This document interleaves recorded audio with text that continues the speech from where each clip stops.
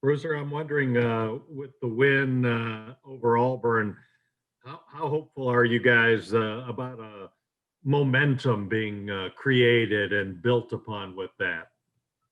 Uh, I actually thought we had some momentum coming from the Tennessee game. So we didn't finish it well, but I thought we played better. We did a lot of things that we've been discussing. So I think the guys played a little bit, although we had our problems at the end of the game.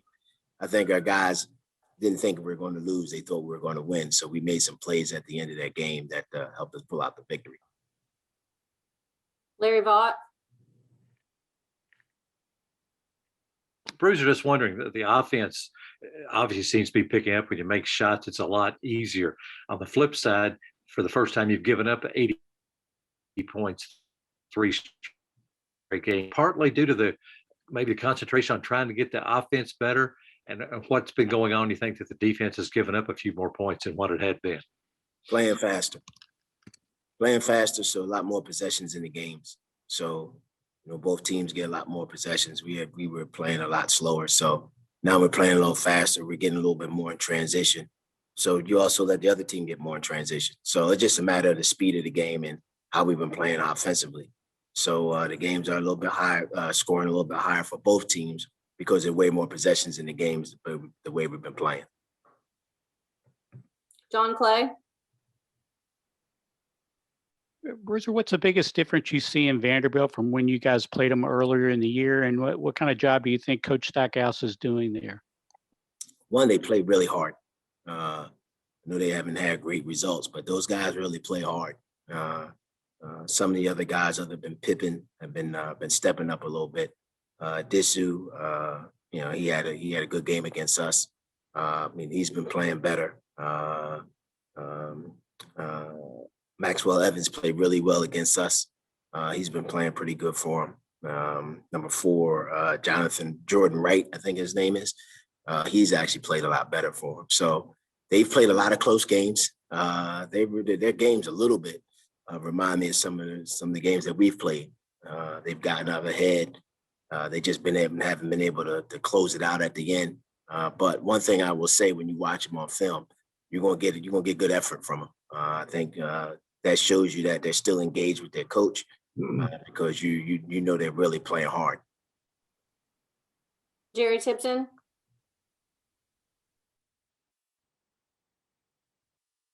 He's on mute.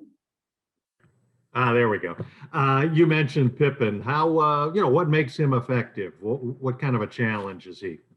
He's a very similar challenge, very similar to Cooper. I think he's a little bit more of a scorer, where I think Cooper's more of a passer. He's a better finisher around the rim. He shoots it better. But I think he likes to pass. I think he likes to get in the lane. I think he likes to pass the ball and get his guys involved. Cooper probably is a lot better passer than him, but I think you have the same type of challenges. They get into the lane. I just think Pippins is a little better scorer, but they can control the game by what they're scoring and by their passing. So I think we have the same, very similar challenges than we had with Auburn with Cooper. And I wondered if I could ask you about Davion. He made the big shot against Auburn. How does he have a quality for that? You know what I mean? Does he have a knack for you guys want the ball in his hands in those kind of situations? Well, he's open. So he was open in those situations. He was open to play before he didn't shoot it. And Kyle was screaming at him on the bench when we ran the play again to shoot the ball. So Kyle's been big on that with these guys. When the opportunity is there, you got to take advantage of it. That's been one of our problems, I think, at the end of ball games is we've been tentative. You can't be afraid to stick you can't just stick your toe in the water. You got to jump into the pool sometimes. And I think, after that the last trip down, which he turned it over and they tied it up, Kyle was screaming at him to shoot the ball. We went right back to him again and he knocked it down. Larry Vaught. Bruiser, just was curious, when you look at recruiting, it seems like recruits still feel just as good about this program and still fully engaged. Do they understand better what maybe this year's like than say maybe what fans might or even media members might? Why wouldn't they? That's what my thing. Why wouldn't they? Why wouldn't they feel good? You see the results they've had with the players. I mean, teams go through stuff like this sometimes. This is my first year at Kentucky. Believe me, I didn't think it was going to be like this, but people understand what Coach Cal has done, what type of coach he is, what type of program this is. I mean, this is a story of the program there is in college basketball. So you have a little bit of hiccup when you're having a hiccup for a whole year. I mean, this is, everybody on this Zoom knows 2020, 2021 has not been regular. So, but I mean, all you got to do is just look at the history of it. And not only that, too, what Coach Cal has done in terms of recruiting, how he's developed his players.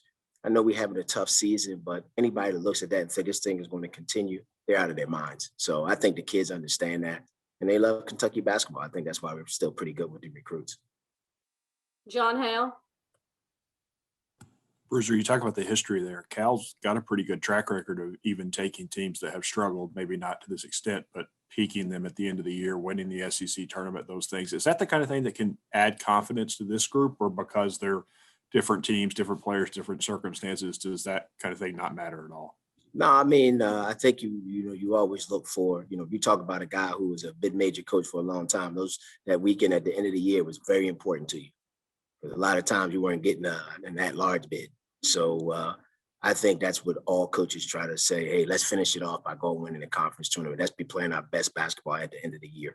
I can say honestly, I think we're starting to do that. We're playing our best basketball at the end of the season. Has it been tough? Yeah, we've had some tough sledding, but I just think that we've continued to get better. So hopefully we can continue to keep riding this, keep playing better the last couple of weeks of the season, and be going into that conference tournament with some confidence. Kent Spencer. Bruiser, I mean, obviously this has been such a weird year with COVID and everything. In a week where you guys are already in Nashville and you guys are after the game, we're going to go to Knoxville for that game this weekend.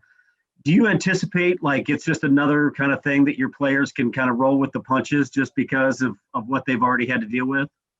I think so. I mean, staying on the road for a week is not that hard. As long as you got a chance to get your practice times.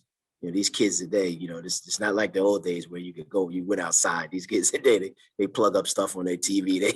They can entertain themselves, believe me, for hours on end without being outside. So, but definitely, I mean, it's tough. We had to leave. It was a last minute thing, which we had to get everybody together and go. But it was a smart thing to do from, looking at the weather and everything. But I think it's fine. We had good practice yesterday, so we got to continue to keep focusing and doing that. And we play tomorrow. Okay, we'll do one last one with John Wong, and then that's it. Hey, Bruiser, it's not just your team that has been inconsistent this year. It seems like everybody has had their ups and downs. You take Missouri, Tennessee. On one hand, it seems like they're world beaters. On the other hand, it seems like they stink up the joint. How difficult and challenging has that made scouting these teams? For me, it's a little bit different because this is my first year being in the conference.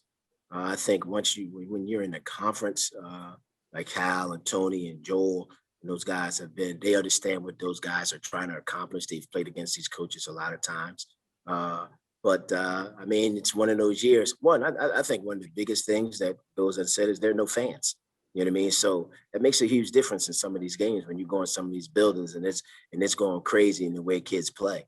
So now you're coming in, it's a free mind. Nobody's screaming at you. Nobody's screaming at the referees. You know what I mean? So I think that's a big reason why people have gone in and been able to win games and lose games where people are a little surprised. They got to do with the fans in the buildings that you're going in. And without them having that, it's a little bit easier to play in those types of games. That part of the pressure is not there anymore. So, I think that's been the reason why. Plus, I think this league is very even in a lot of ways. The older teams in the league have been very successful. The younger teams have struggled. So I think that's one of the things you see within the league. All right. Thanks, Coach, so much for joining us.